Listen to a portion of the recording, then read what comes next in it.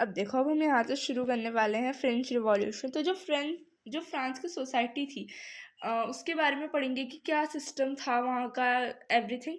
तो सबसे पहले जो वहाँ के किंग था, बहुत कम एज में, 20 साल की एज में लुई 16 वहाँ का राजा घोषित हो गया था। उनकी एक प्रिंसेस भी थी, मैरी एंटोनी, दोनों ही बहुत कम एज के थे। ऑस्ट्रियन प्रिंसेस थी और किंग तो फ्रांस का था। बहुत कम एज थी दोनों को, इतना कुछ आइडिया नहीं था कि हम किस तरीके से अपने एम्पायर को चलाएंगे। और साथ ही साथ सबसे बड़ी जो प्रॉब्लम थी कि उनका जो खजाना था, है ना, वो पूरा एम्प्टी था, है ना।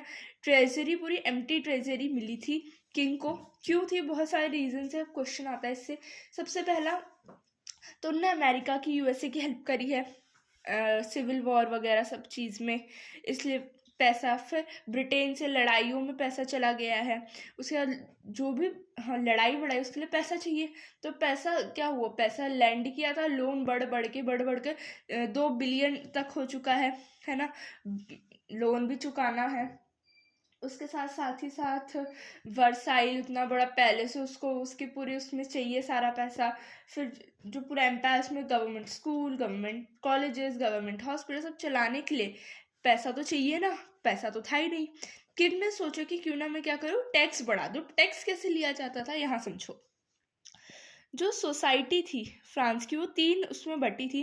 First state, second state, third state. इससे क्वेश्चन आता है। फर्स्ट स्टेट में थे क्लर्जी। क्लर्जी कौन होते हैं? हेड ऑफ चर्च, जो पूजा पाठ, चर्च वगैरह के काम से जुड़े होते हैं, उन्हें क्लर्जी कहते हैं। सेकंड में थे नोबिलिटी, जो किंग के मिनिस्टर्स वगैरह होते हैं, नोबल्स होते हैं। फिर थर्ड स्टेट में कौन लोग थे?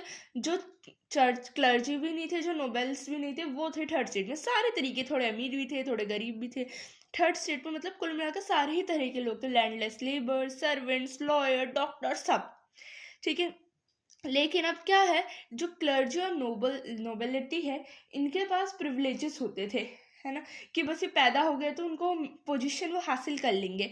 भले ही थर्ड स्टेट वाले कितने भी कैपेबल, उनको वो पोजीशन नहीं मिलेगी। और साथ ही साथ सबसे बड़ा बेनिफिट क्या था कि क्लर्जी और नोबल्स को टैक्स नहीं पे करना पड़ता था। क्लर्जी एक टैक्स लेते थे, टीथ नाम का, नो थर्ड स्टेट के लोगों से, जो होता था 1/10 ऑफ देयर एग्रीकल्चरल।